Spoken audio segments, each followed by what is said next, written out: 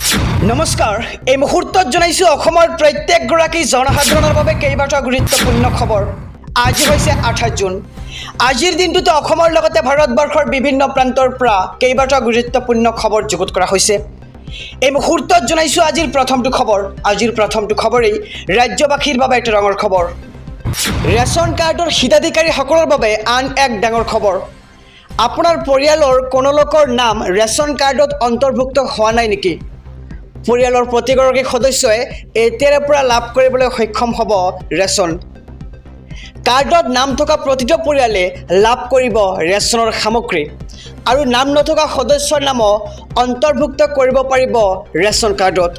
ৰেচনৰ দোকানীৰ সৈতে ইয়াৰ বাবে আপুনি কৰিব লাগিব যোগাযোগ। নতুন সদস্যৰ সকলো তথ্য পাতি যোগান ধৰিব লাগিব আপুনি বিভাগীয় কৰ্তৃপক্ষক। গাঁও পঞ্চায়তৰ জৰিয়তে প্ৰত্যায়িত হোৱাৰ পিছতেই অন্তৰ্ভুক্ত হ'ব আপোনাৰ নাম আৰু eKYC কৰাৰ সময়তে আপুনি কৰিব পাৰে এই কাম।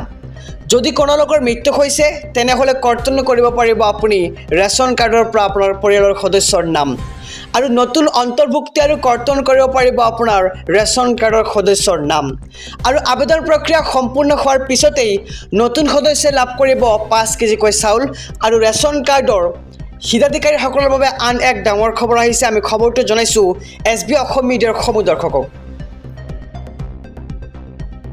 অহা 1 জুলাইৰ পৰা সলনি হ'ব চিম কাৰ্ডৰ নিয়ম। মোবাইল ব্যৱহাৰকাৰীৰ বাবে এই খবৰটো এটা অত্যন্ত জৰুৰী খবৰ, কিয়নো অহা 1 জুলাইৰ পৰা সলনি হ'ব চিম কাৰ্ডৰ কেইবাটাও নিয়ম। চিম কাৰ্ড নষ্ট হ'লে বা হেৰাই গ'লে লগে লগে নতুন চিম কাৰ্ড নাপাব গ্ৰাহকে আৰু ইয়াৰ বাবে 7 দিন অপেক্ষা কৰিব লাগিব গ্ৰাহকসকলে। আৰু অহা 1 জুলাইৰ পৰা সলনি হ'ব মোবাইল নম্বৰ পৰ্টেবিলিটিৰ নিয়ম। পূৰ্বে চিম কাৰ্ড হেৰালে বা নষ্ট হ'লে লগে লগে গ্ৰাহকে লাভ কৰিছিল নতুন চিম কাৰ্ড আৰু এইবাৰ অহা 1 জুলাইৰ পৰা 7 দিনৰ পিছতহে লাভ কৰিব গ্ৰাহকে নতুন চিম কাৰ্ড আৰু মোবাইল ব্যৱহাৰকাৰীৰ সৈতে হ'ব পৰা অপৰাধ ৰোধৰ বাবে এই পদক্ষেপ ট্ৰাইৰ আৰু 1 জুলাইৰ পৰা সলনি হ'ব চিম কাৰ্ডৰ এই নিয়ম। আমি খবৰটো জনাইছোঁ আমাৰ সমূহ দৰ্শকক যে চিম কাৰ্ড নষ্ট হ'লে বা হেৰাই গ'লে আপুনি লগে লগে লাভ নকৰিব চিম কাৰ্ড। এই মুহূৰ্তত জনাইছোঁ আজিৰ 3 নম্বৰ খবৰটো। আগন্তুক কেইবাদিনলৈকে সাৱধান হওক ৰাজ্যবাসী। মোবাইলে IMDয়ে প্ৰেৰণ কৰিছে সতৰ্কবাণী। দিনতে অন্ধকাৰময় হৈ পৰিছে গুৱাহাটী মহানগৰীৰ পৰিৱেশ। আজিৰ দিনটোত মুঠ 21খন জিলাৰ বাবে সতৰ্কবাণী জাৰি কৰিছে আঞ্চলিক বতৰ বিজ্ঞান কেন্দ্ৰই আৰু আঞ্চলিক বতৰ বিজ্ঞান কেন্দ্ৰই জাৰি কৰিছে এই সতৰ্কতা। বিশেষকৈ নামনি অসমত বিজুলী ঢেৰেকণিৰে বৰষুণৰ পূৰ্ণ সম্ভাৱনা। কামৰূপ মেট্ৰ', কোকৰাঝাৰ, মৰিগাঁও, নলবাৰীৰ বাবে এলাৰ্ট জাৰি কৰিছে বতৰ বিজ্ঞান কেন্দ্ৰই।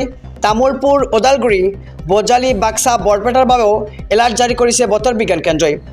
লগতে বঙাইগাঁও, চিৰাং, দৰং, ধুবুৰী, গোৱালপাৰাতো বৰষুণৰ সম্ভাৱনা আৰু উত্তৰ অসমৰ জিলাসমূহৰ বাবেও জাৰি কৰা হৈছে এলাৰ্ট।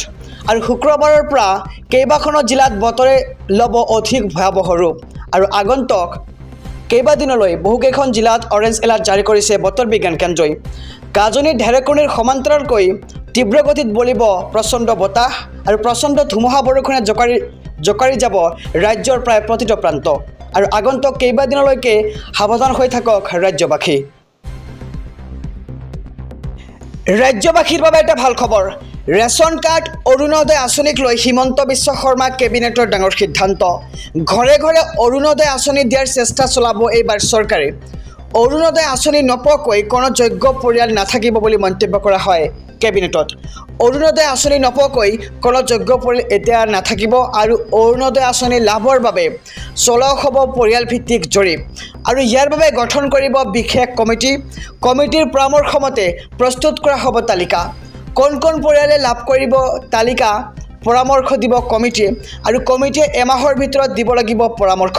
অজন্তা নায়ক, ৰণোজ পেগু, বিমল বৰাৰ লগতে কেশৱ মহন্ত, ৰঞ্জিত দাসৰ নেতৃত্বত গঠন কৰা হৈছে কেবিনেট উপ সমিতি আৰু ৰেচন কাৰ্ডক লৈও ডাঙৰ সিদ্ধান্ত কেবিনেটত। লগতে কোৱা হৈছে যে 15 লাখ লোকে নতুনকৈ পাব ৰেচন কাৰ্ড। অৰুণোদয় আঁচনিক লৈ হিমন্ত বিশ্ব শৰ্মা কেবিনেটৰ ডাঙৰ সিদ্ধান্ত। ঘৰে ঘৰে অৰুণোদয় আঁচনি দিয়াৰ চেষ্টা চলাব এইবাৰ চৰকাৰে। অহা 1 জুলাইৰ পৰা দেশত বলবৎ হ'ব 3খন নতুন আইন।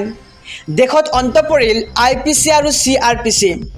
ভাৰতীয় ন্যায় সংহিতা, ভাৰতীয় নাগৰিক সুৰক্ষা সংহিতা আৰু লগতে ভাৰতীয় সাক্ষ্য আইন। নতুন আইন অনুসৰি গণহত্যাত জড়িতসকলক দিয়া হ'ব ফাঁচী। গণধৰ্ষণৰ ঘটনাত থাকিব মৃত্যুদণ্ডৰ শাস্তি। লগতে পক্সৰ গোচৰত 2 মাহৰ ভিতৰত দিব লাগিব চাৰ্জশ্বীট। আৰু মহিলাসকলে আৰক্ষী থানাত নোযোৱাকৈও দিব পাৰিব ই-ফায়াৰ। আৰু ৰাজদ্ৰোহৰ ধাৰা 124A ৰূপে সমাপ্ত। আৰু ৰাজদ্ৰোহৰ পৰিৱৰ্তে এতিয়া দেশত থাকিব দেশদ্ৰোহ আইন। পুনৰবাৰ জনাইছোঁ যে অহা 1 জুলাইৰ পৰা দেশত বলবৎ হ'ব 3খন নতুন আইন। আৰু নতুন আইন অনুসৰি আৰক্ষীয়ে দিব লাগিব গ্ৰেপ্তাৰ কৰাৰ তথ্য। কোনো ব্যক্তিক গ্ৰেপ্তাৰ কৰিলে পৰিয়ালক তথ্য দিব লাগিব আৰক্ষীয়ে। লগতে কোনো এটা গোচৰত 90 দিনৰ ভিতৰত কি হ'ল তাৰ তথ্য গ্ৰেপ্তাৰ কৰা ব্যক্তিজনক দিব লাগিব অথবা তাৰ পৰিয়ালবৰ্গক জনাব লাগিব। আৰু হিট এণ্ড ৰাণৰ গোচৰত 10 বছৰৰ কাৰাদণ্ড দিয়া হ'ব।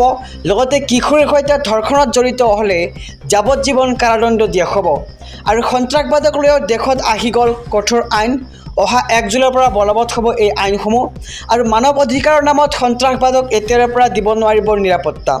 ইয়াৰ উপৰিও আহিছে কেইবাটাও নতুন নিয়ম। সকলো ধৰণৰ ডিজিটেল তথ্য আদালতত গ্ৰহণযোগ্য হ'ব।